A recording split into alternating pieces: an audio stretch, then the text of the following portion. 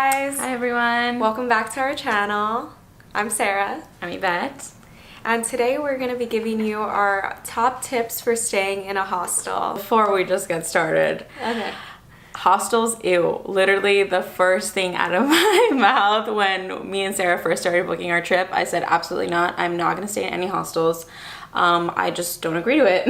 And so Sarah spent the next couple months basically trying to get me to agree to stay in a hostel. Yeah, I had stayed in a hostel before when I went to Europe in Barcelona, and I had a great experience. I was also there by myself, so I thought it'd be like the best place to stay being alone because I'd have the most opportunities to make friends. So I had the same skeptical thoughts. I was a little bit more open to it before, but so I had already stayed and like enjoyed my experience. So yeah. Had to convince this I know. woman. And based on her experience, I was like, you know what? She had a good experience. Like, I know I had to take a risk and be like, you know what, like we are trying to socialize, we are trying to meet people, we are trying to have a good time, you know, be with people our age, you know, be in the city. And most of the hostels were in great areas, so I was like, all right, fine. And honestly, we weren't trying to break the bank. Like when you're going on a month-long trip, that's true. Hostels sometimes are the cheapest options. And I had a great time, which I'll tell you more about. But today, our video is specifically on giving you tips on how to survive being in a hostel. Yeah, okay, so let's get started. So my first tip is going to be to take advantage of the hostel kitchen. And that's going to save you a lot of money because you're not going to be eating out. Even if it's just like making a lunch or making breakfast, those are things that you aren't going to have to pay for outside in the city where it's going to be more expensive. So if that's something that you would consider doing, cooking your own food, then definitely when you're searching for a hostel and in that booking process, make sure that you find a hostel that has a kitchen that you could use. Yes. Okay. And next tip is make sure if you're a sensitive sleeper like me, one of the top tips I give you is make sure that you're prepared with the supplies. I am super sensitive, so I needed to take earphones, I took earplugs, I took a sleeping mask because you're gonna be in a room with other people. Depending on, again, the hostels are different sizes. You can book up to 16 people in one, like 16, 8.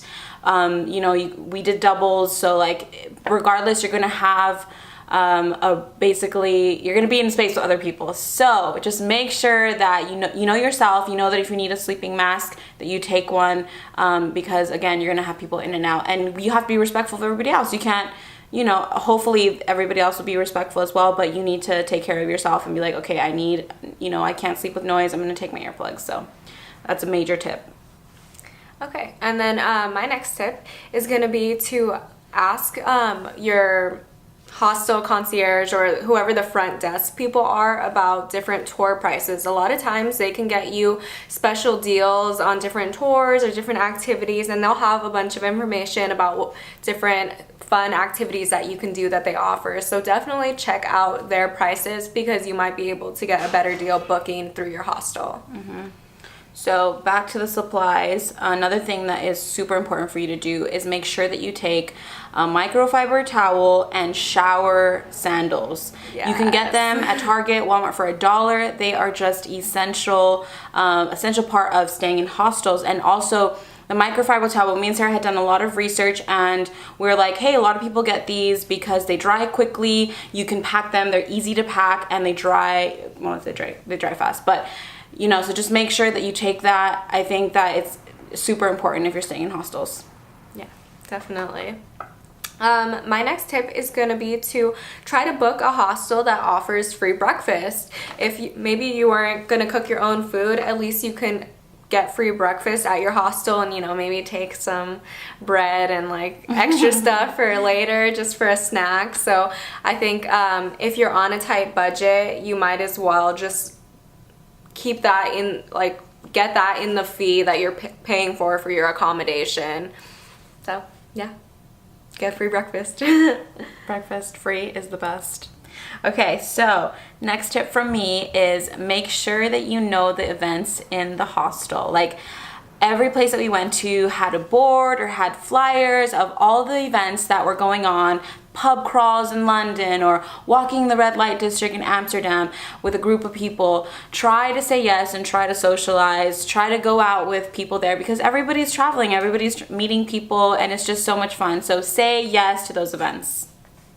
And sometimes they actually offer free stuff too, right? Like yeah, free they do. walking tours. Free walking tours, which you normally would have to pay a lot of money for. So take advantage of the free stuff that they have there for sure. Okay, and my last tip is going to be when you're in the booking process at your hostel, make sure that you know what you're looking for and book accordingly. So if you're a solo female traveler or even just like us two female friends, try to book an all-female room if they have it. A lot of hostels offer that. Or if, like Yvette said earlier, you're a sensitive sleeper, you know that being in a room with 16 people is gonna you're not gonna get any sleep, then book a room that's only 4 people, or even book a private room. A lot of hostels nowadays have private rooms, which we did in a couple of the places. It was just us 2 in a room, and it was a great. Yeah, and it was fairly, I mean, compared to the hotels and other stuff, it was at a very, very good price as well. Yeah, and if maybe you're just looking for the absolute cheapest room or deal, then you can book in a huge co-ed 16 people room, and you're gonna get the cheapest price.